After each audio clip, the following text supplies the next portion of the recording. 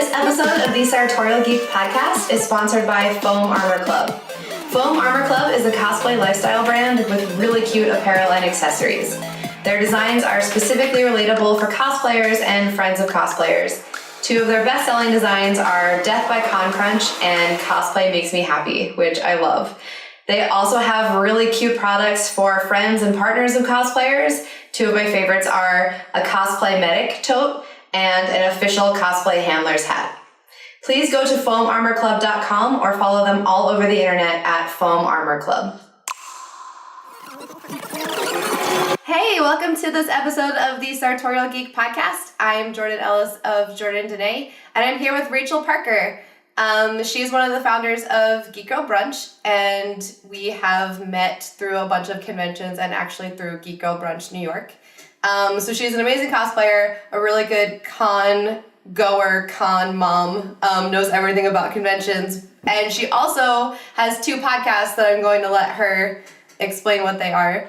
Yes, hi, I'm Rachel. I am a host on the Fire and Lunch Piecast, which is a Game of Thrones books and show based podcast full of a bunch of nerdy ladies based here in New York City. And then I'm also on a podcast with my friend Elena called RTFB Podcast.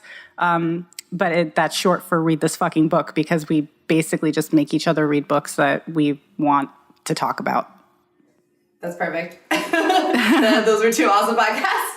Yeah. And so I want to have you back a lot, so you guys will hear a lot from Rachel, because she has a lot of nerd knowledge about a lot of amazing things.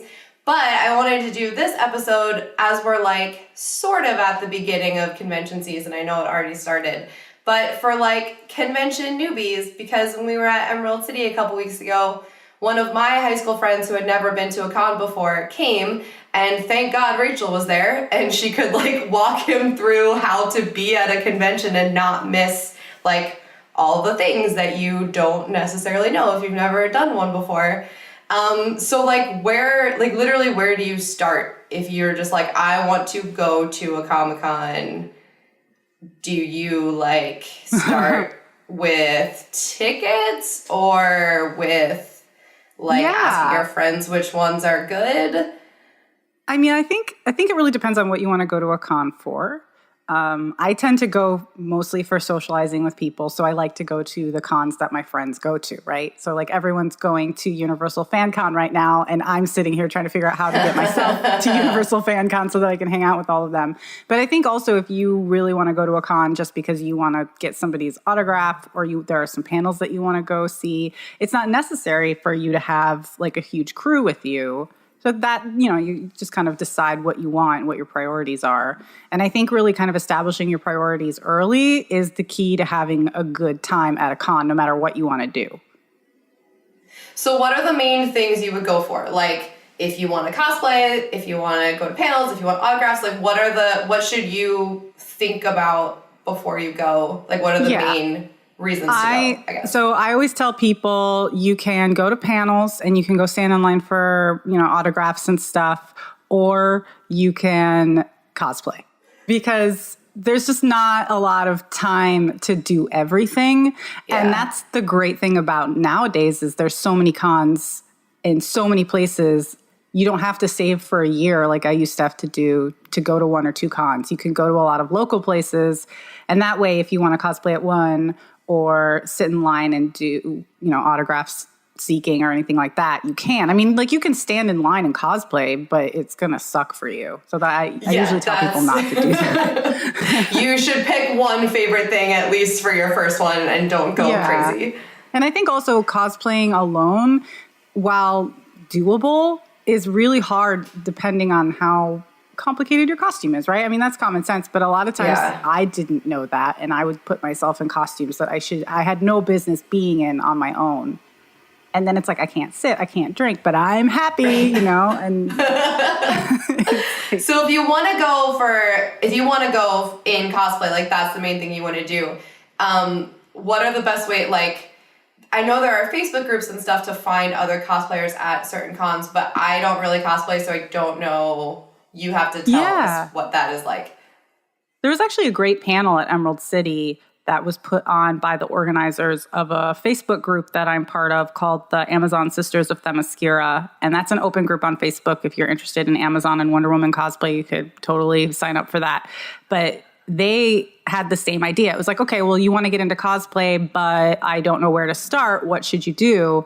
And it was just kind of like their stories about how they got into it and what makes it fun for them. But I think the biggest thing that makes it fun for them, and it's also what makes it fun for me, is to have a group. Like cosplaying by yourself is fun, but having a group is better. And you don't necessarily need to recruit all of your friends and dress them up, although that is a valid way and a thing that I've done. There are all these groups online that you can join, and just knowing that there's going to be 50 other people dressed up in that same genre from that movie, that comic book, that you can find and make friends with really helps you finish. And also, you're going to have people to hang out with and talk to. Is Facebook like the best place to find those groups? Yeah, there's Facebook. There's also the Replica Prop Forum. If you're a cosplayer, you've been there. But it's kind of a great place to go to figure out how to make stuff and share your process. But then also people use it to be like, I'm also going to this con with this stuff. And then you can meet up that way. Awesome. And then if you want to do not cosplay and do like the panel or like photo op, where do you start even like deciding what to do for that? Most of the bigger cons have like an app or some kind of schedule that you can download onto your phone. So that's super great because it's easy to be able to figure out what you want to do. And I always give myself backups. Like you can prioritize and say, well, I want to do, I want to do these 3 things today, or maybe 5 if you're really ambitious. And depending on how long you need to be in the line, which is, if you're at SDCC, then you're in line all day, your whole life. If you're at Universal Fan Con, maybe you're not in line for the whole day. So you can kind of plan that way. But if you give yourself something to do if you can't get into the room or the line is too long or you just didn't feel like leaving the cool panel that you were at to go get in line for another panel, then you have something else you can do. That happened to me at Emerald City. I tried to go to a panel, couldn't find it, and just decided to do something else. And it was still fun because I got to, the other thing that I wanted to do was just as good. It just was harder to get to from where I was, but it worked. I think that's good advice because if you've never gone to one before, you maybe don't realize that like you can't just go to everything and get there the minute that it starts. Like the big panels, you have to wait in line for a while or for like all day. And then it can be really disappointing if you have like one thing, or if you have 10 things you wanted to do in one day and then you get there and realize you can only do like 2. So you're saying you should pick like your favorite like 1 or 2 things, or go for things that you think will be like easier to get into. Right. And I'm the kind of person who, I always joke, and all my friends are going to really laugh at me, but like I always joke and say, I don't go to panels too much anymore because there's just so many other people that I want to see and tables that I want to go, talk to people at, that it's hard for me to just justify being stuck in a room. But I have a lot of friends, that's all they want to do. And they want to be in these panels and they want to hear all these people speak. And that's great. I like the smaller panels more, just because you don't have to stand in line for 5 hours to get in. But I think it's also a lot of those smaller panels, it's not like you have to line up and ask your one, witty question. You can get into a conversation with the panelists. You can meet people in the panel and like go to another panel with them because you realize that you have similar interests. So I think that using them, you don't have to necessarily go for the huge ticket items. And those smaller panels can be really, really good. If you is there a way to tell in the guide which panels are going to be huge? Like, is there, other than just like knowing if it's like Justice League or the Avengers, it's going to be huge. But do they give, is there a way to tell from like the rooms, or like if you've never been there before, to guess if it's going to be huge or not huge? It really depends on who's putting on the con. I think, a lot of times if you're in if it's a ballroom, or if it's a room that's easily accessible from like the main floor, then it's usually a bigger panel. Okay. Smaller panels are going to be either farther off site, or maybe on like the 3rd floor, or like in the back, or like in an annex or wherever, because a lot of times it's either in a convention center or like a hotel or a couple hotels, so it's a little harder to figure out. But, you know, the closer to the lobby or like the main area, probably the more, the bigger the panel. Then at like New York Comic Con, they've put all the really big ones in Madison Square Garden. So then it's kind of a giveaway. Yeah. Yes. So if it's in an entirely separate venue in a huge theater or stadium, then you know it's huge. But I guess when you're picking which convention to go to, you can also do the, like, if you're going to a huge con that has huge rooms, it will have huge panels. So you'll get like bigger celebrities. But if you'd rather just be able to get into everything and hear conversations, sometimes smaller cons are like a way to be able to go do everything because you can actually get into everything. Yeah, and because there's just less people, and you know, the crush of the bigger cons is it's like a thing. Like if crowds are not your forte, then go to a smaller con. I was actually thinking some good advice that I didn't take at Emerald City. Is to scope stuff out, especially if you're really like into finding that artist at their table at a certain time or going to a signing or something. Scope everything out if you can, because I didn't do that, and then I couldn't find that one live stage that ended up being like 2 feet from where I wanted to be. But that was my fault because I had no idea where I was going, and I thought I'll wing it, and it didn't work. So if you're going like for a full weekend, spend maybe the not so crowded part of day one like finding all the rooms that you want to go to. And finding food options. Oh, yeah. There's nothing that sucks more than being like, I'm hungry, I have 30 minutes, and then spending 30 minutes just trying to figure out where you're going to get the food. Yeah, do you recommend, like, are there certain things that you recommend people always take with them? Like, should you bring snacks and a water bottle and stuff? Or is there anything else that's like a weird thing you might not think of, but you need to always have with you? Yeah, well, you know, I'm a cosplayer, so I always have like a little emergency bag of like glue and safety pins and wig tape, ibuprofen. Things I've never had with me ever. Yeah, Tylenol, you know, painkillers. But yeah, definitely water, definitely granola bars. Robin, Geek Girl Strong, is always telling people that they should take advantage of like Seamless or, you know, like getting food delivery, which I never thought was be possible, but she's made that work so many times to get like healthier options than fast food or pizza or something. Yeah, that's a really good idea that I had never thought of either. Actually, so we'll link in the show notes. Robin has done some like how to eat healthy at cons blog posts, so we can let everyone know about those. Related to getting ready ahead of time, so like, is there a trick to getting tickets, or is every con different? Like, do you have to follow the convention that you want to go to? Is there a place to go learn how to, because some you can just buy day of, and some you can only buy for like 20 seconds, and then they're all sold out. Yeah. And how does that work? That's just the way it is now. I was actually thinking about that too, because when I went to Universal Fan Con's website today to check it, I was like, I'm not gonna be able to get tickets, and there were still tickets, which I didn't think was going to happen with that con. But yeah, I think it's just gonna be a crapshoot. Like if you're going to C2E2 or New York Comic Con or something, you're gonna have to. You need to do your research. You need to follow them on Twitter, or at least, you know, subscribe to whatever mailing list they've got so that you know when tickets go on sale. That's very stressful. The way that my group and I do New York Comic Con, for example, is we just get as many people as we can into a Google Hangout. And cool. we have like a big spreadsheet, and the spreadsheet has like everyone's name on it, and then each day, and then how many tickets each person needs in each day. And so as you are buying tickets, you can add your totals down on the Excel sheet, and that way you know if you've gotten all the tickets you need for that day for your group. That works really well for us, because if you have 15 people and only 5 people get in to buy tickets, you know, then you start buying. So that's worked really well for us.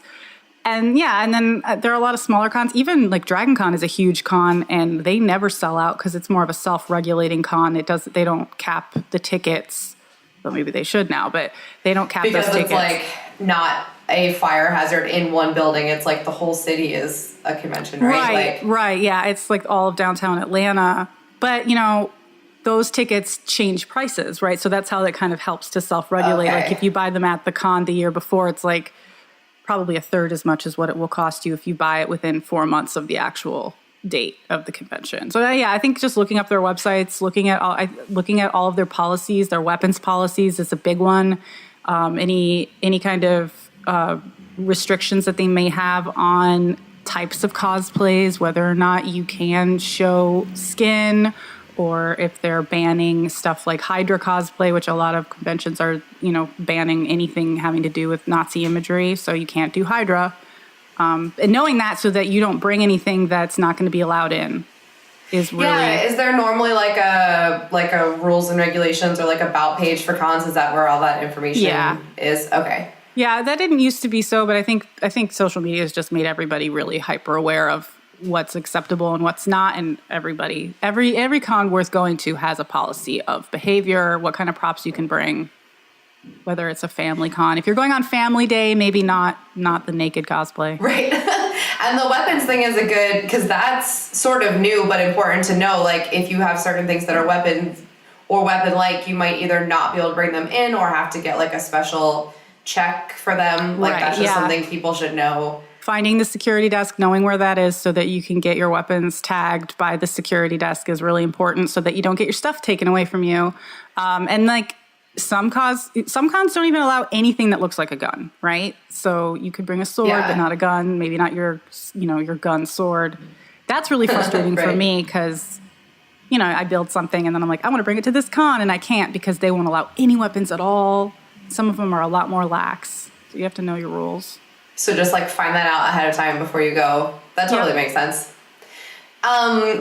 Is there anything that you like would want to tell someone who's never been before? Like one of the things that I realized is that there is very horrible cell service most of the time, especially if it's bigger. So like something that I didn't know is when you make your plan, either write it down or save it in your notes or make sure the app is like offline because you might never be able to get internet the entire time you're there. So you have to plan that way, like plan meeting times and stuff if you can't actually text or call anyone. Yeah, that's a great point. I do this now automatically. I always have extra batteries, or if my phone has extra room on it for pictures, I can pull stuff off because your cloud's not going to work. Your cell service is not going to work. If I'm with a group of people, usually we'll set times where it's like, oh, meet me here at this time. Because if you can't get your cell phone to work, you can't find people. Yeah. Yeah, that's crazy. Like, even if there's Wi-Fi at the convention center, that's bogged down. It's really shocking how much offline you can be at one of the bigger shows. It's 1995. Let's have fun.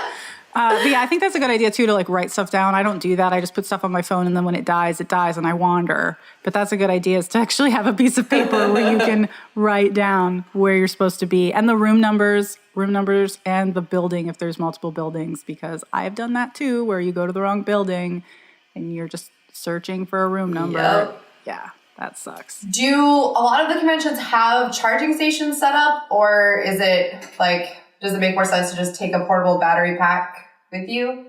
Yeah, so in my experience, no, they don't have portable charging stations. Some of the bigger ones will have like fun little places, but you can't really depend on those, right? And who knows if they're actually going to work or if there's going to be a line. So yeah, I always bring a couple battery packs, and kind of, if I can, I'll bring like an extra like hard drive, or like a little hard drive or something that I can put pictures on.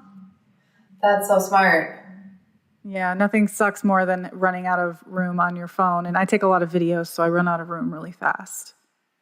Yeah, and all those things aren't expensive, or you can get versions that aren't expensive. Like battery packs are pretty cheap now to like last for a whole day. And then something that someone I shared a room with did this, which I had never thought of. If you're sharing a hotel room with a bunch of people, they brought like a power strip, because some hotel rooms don't have a ton of outlets, and then you're all trying to charge all of your things all the time. Yeah, and that's a wonderful idea. Yeah, I never thought of that before. I was like, that's so genius. Or bringing like any kind of adapter that lets you charge a lot of things, a lot of places. Do you have any suggestions for if you're going for like celebrity hunting, like for photos and autographs and that kind of thing? Yeah, I think my number one piece of advice would be to scope everything out beforehand.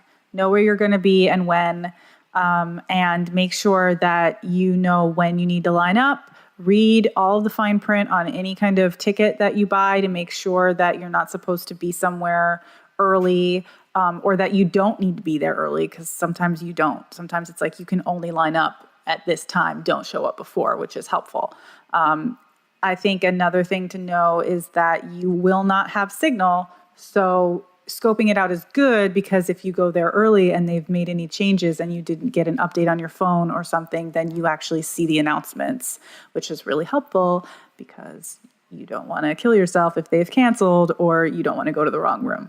Yeah, like I feel like that's a pretty common thing where if anything goes wrong or the celebrity has any kind of conflict or whatever, they'll change times or they'll change rooms. So that's a really good point to like make sure if you paid for your ticket, they won't care if you just like missed it because you weren't paying attention. So yeah, to like got your money. check all that. Yeah. Right. And then like, should you only try to do like a couple a day, or like, I mean, obviously they're pretty expensive, so not many people can just like go get autographs all the time, but are there any tips for like not overdoing it, or is just most people won't because they... I mean, that's my key piece of advice is I always tell people don't try to do too much. You really want to, because sometimes you're traveling or you're trying to fit as much as you can into this really expensive weekend. But I think it's really important to give yourself time to breathe. Like if you have 10 things on the agenda that you want to do, know that you're probably only going to do 3 or 4 of them. But that's also great because you leave yourself time to wander, to come across an artist that you didn't know was there, or that you've, just discovered. And then you can talk to people. And I think those one-on-one discussions that you get to have with people are more important, at least for me. I think that's what really makes your con more fun because otherwise your stories are like, well, I stood in line for 2 hours and then I got an autograph and then I went home. But if you get to wander around and you give yourself that time to do it, then you see the amazing cosplay and you run into people, and that's where all the magic happens. I think that's really good advice too, because I've definitely heard people like, I guess once you do a few, you start to get the hang of it, but it's kind of like if you go to a music festival or anything where you realize you can't do every single thing. So the lineup can look great, but if you try to hit up something every hour, you might not realize that they're in like different buildings, or that you need to leave time to eat and sit sometimes. So I think that's a really good like main piece of advice to remember, that you just can't do everything. So don't disappoint yourself trying. Yeah.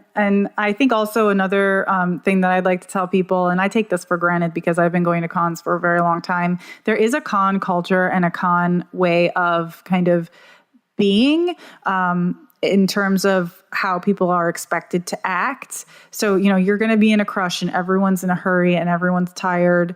And I think just kind of making the choice to be kind to everyone, to be aware of yourself, say, excuse me, hold the door. Just, don't be the guy that ruins someone's con, but also know that there are rules. Like if you're taking pictures of cosplayers, you're supposed to ask first, and maybe you don't know that, and that's fine, but you should. And usually it's just kind of a nod. You hold up your camera and they say yes, and let them pose, because people practice. There may be a certain angle that's best for their costume. So give them that chance. Don't take, weird shots of them where they don't know they're taking, you're taking a photo of them. I was going to say that's like something that is very convention specific. That is like, you're not normally interacting with cosplayers in your normal life. So like they are people too. Don't touch them. Don't like take photos without asking. I was going to ask, is there anything else like that that's sort of like a convention? I mean, obviously manners are like normal manners, just be a good person. But is there anything else that's like convention specific that people might not know if they've never been to one? I'm trying to think. I think just being aware of everyone, like there's people who have mobility access problems, like make way for them, you know? Like if you're blocking the only door that someone in a wheelchair needs to get into the panel, then don't be in that front of that door. And feel free to say something to somebody else in a kind way. You know, if you see them doing it, make way in the crowds. Sometimes it gets really crowded, and people who have strollers or wheelchairs just have a harder time getting through. So just kind of being aware of that too. Like the same rules that, you know, if you're at Disney World or at a music festival. Yeah. That just reminded me too. We talked about things that you definitely should bring with you, but if you don't need a ton of things, like maybe don't bring a huge bag with you. One, because you'll get really tired of carrying it, but two, like if you have a giant backpack, at least be aware that you have it and you're probably going to run into people. So, you know, pay a little extra attention and don't like crush people with your stuff. Yeah. For sure. I always try to go as light as possible because I'm usually in a costume, and that helps. Like if I know that I'm going to buy stuff, I try to have a handler with me that'll carry all my stuff, and they're always so great. Thanks all handlers out there. But yeah, I always like shop at the end of con too, because it's less crowded, or usually is. Sometimes you get really good deals when vendors are trying to clear their stuff out, and you don't have to carry it around everywhere you go. Yeah, like think about if you're buying something heavy, especially, you might not want to carry it around with you all day, or if it's fragile or something. So, you know, that's really good advice. Are there any other last minute like tips that you can think of? I know something that we had talked about before too is like the bathroom lines can be super long and like the food lines can be super long. So don't wait until you're dying to like get a snack or get food, because if it's a bigger show, especially, you might be waiting for a while. Yeah. Yeah. Good advice. I'm like the worst. I'm the kind of person that drinks water and like nibbles on granola bars, but very rarely eats until like the end of the day. And I try to limit my bathroom breaks because I'm in a costume. But yeah, don't do that. That's not good advice. And like, if you're with a group, you know, make sure everyone around you, like, keep each other accountable to like drinking water and eating, because everyone will be less grumpy and terrible. Yes, it is such a help. I always appreciate when people are like, have you had water? And I'm like, oh yeah, I need water. Right. Yeah, I mean, all of this is great to hear from you because, like I said, like I never get to leave my booth, so I don't really know what it's like to go to a con. Let's summarize. So setting your expectations, being realistic with those expectations, and structuring your day on whether or not you have people to meet, right? So you should set up a meeting place beforehand in case you don't have signal. Or if you're going with friends, that's great. Spread the love. Maybe one person carries all the batteries and one person can, you know, if you have pockets or something. Right. And if you're going alone, don't be afraid, because there's always people that you can, you know, talk to and meet up with. Use the internet, find your people. And con is still fun alone. Yeah, and I will link to all of your Darth Rachel all over the internet, right? Yes. Cool. So I'll link to Rachel's social media and then ours too. Like if you're going to a convention for the first time and you wish you knew someone there, or you want to like ask a couple questions, either of us would be happy to either try to connect you with people that we know, because we're both pretty like well connected at this point to nerds all over the country. So we could probably let you know someone who's going to be there, or like cool booths to stop by, and we can help give more advice. But that sounds great. Thank you so much for going through all of this, and hopefully that will inspire anyone who is like nervous or hasn't been before to go to a con. They're really fun, and they're not too scary or overwhelming. No, con is where I feel most at home. Con is where my people are, and I love to meet more people. Yeah, so come meet us. If you follow us, you'll know where we're going, because we never stop talking about the conventions we're going to. So if you're going to be ever at any cons that Rachel or I will be at, please come say hi. We would love to meet you. And Rachel will definitely look awesome, because she's always cosplaying great things. So thank you. You should go follow her everywhere. Awesome. Thank you so much, Rachel. Yes, thank you. We will link to everywhere that you can follow Rachel, her podcast, and Geek Girl Brunch. And then if you like this podcast and you want to hear more, you can subscribe. You can leave us a review or a rating. If you want to check out our Patreon, we would love you forever for doing that. And you can find us everywhere at Sartorial Geek. Thanks so much. Have a great week and stay nerdy. We'll talk to you later. Bye.